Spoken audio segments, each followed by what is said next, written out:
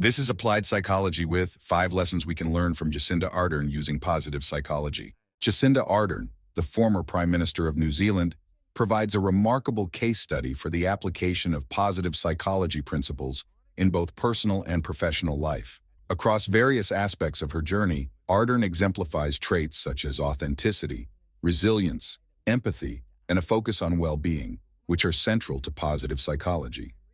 1. Authenticity. Authenticity is a cornerstone of Ardern's leadership style.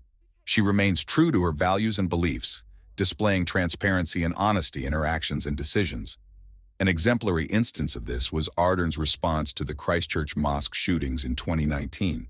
In the wake of the tragedy, she demonstrated genuine empathy and compassion, offering heartfelt condolences to the Muslim community and swiftly implementing measures to address gun control. Today I'm announcing that New Zealand will ban all military-style semi-automatic weapons. We will also ban all assault rifles. You can draw a line and say that that does not mean that you need access to military-style semi-automatic weapons and assault rifles. You do not. To be honest with you, I do not understand the United States. Her authentic display of empathy not only comforted the affected individuals, but also garnered widespread praise nationally and internationally. 2. Resilience. Resilience is another prominent aspect of Ardern's character, vital for navigating the challenges of public office. Ardern has faced numerous crises during her tenure, including the COVID-19 pandemic. Despite the immense pressure and uncertainty, she maintained composure and led New Zealand through the crisis with decisiveness and compassion.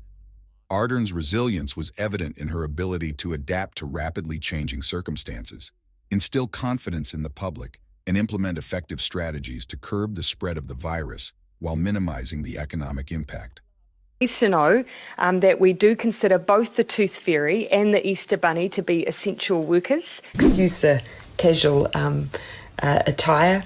Can be a messy business putting toddlers to bed, so I'm not in my work clothes, so forgive me for that. 3. Empathy. Empathy is a fundamental trait in Ardern's leadership approach. She consistently demonstrates concern for the well-being of others, fostering a sense of connection and support within her community. An illustrative example is her response to the White Island volcanic eruption in 2019, where Ardern showed compassion towards the victims and their families, offering support and comfort during a time of immense grief. Her empathetic leadership resonated with the nation, strengthening social cohesion and resilience in the face of adversity. I've made a very deliberate decision that in the Westminster style of politics that we have in New Zealand, which is very adversarial, that there is a place for us to still push back a little bit on that. I've always said that it takes courage and strength to be empathetic. 4. Well-being. Ardern's focus on well-being extends beyond rhetoric to tangible policy initiatives aimed at improving the lives of New Zealanders. Under her leadership, the government implemented the well-being budget in 2019, which prioritized measures of well-being alongside traditional economic indicators. This holistic approach acknowledges that true prosperity encompasses physical, mental, and social dimensions of well-being. For instance, Ardern's government invested heavily in mental health services, recognizing the importance of addressing mental health issues to promote overall flourishing in society. Our mental health and well-being is not what it should be.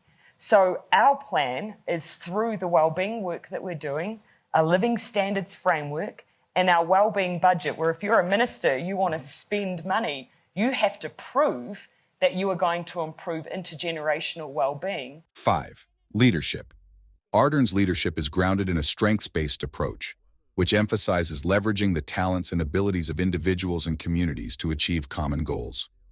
She fosters a culture of empowerment and collaboration, enabling individuals to thrive and contribute meaningfully to society. An example of this is Ardern's handling of the COVID-19 pandemic, where she relied on the expertise of healthcare professionals and engaged with the public in a transparent and inclusive manner. By capitalizing on the strengths of various stakeholders, Ardern effectively navigated the crisis and minimized its impact on New Zealanders. In conclusion, Jacinda Ardern's life and leadership journey exemplify the principles of positive psychology, including authenticity, resilience, empathy, and a focus on well-being. Through her actions and decisions, Ardern not only promotes her own well-being, but also contributes to the well-being of others and fosters a more positive and flourishing society.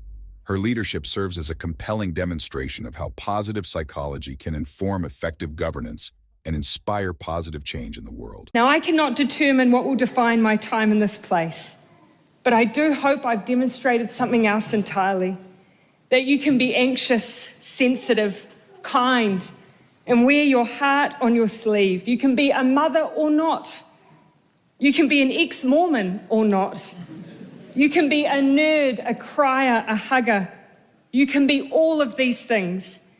And not only can you be here, you can lead just like me. Nō reira, tēnā koutou, tēnā koutou, tēnā koutou katoa. Thank you for watching Applied Psychology. Please like, subscribe, and forward to a friend who would benefit from this video.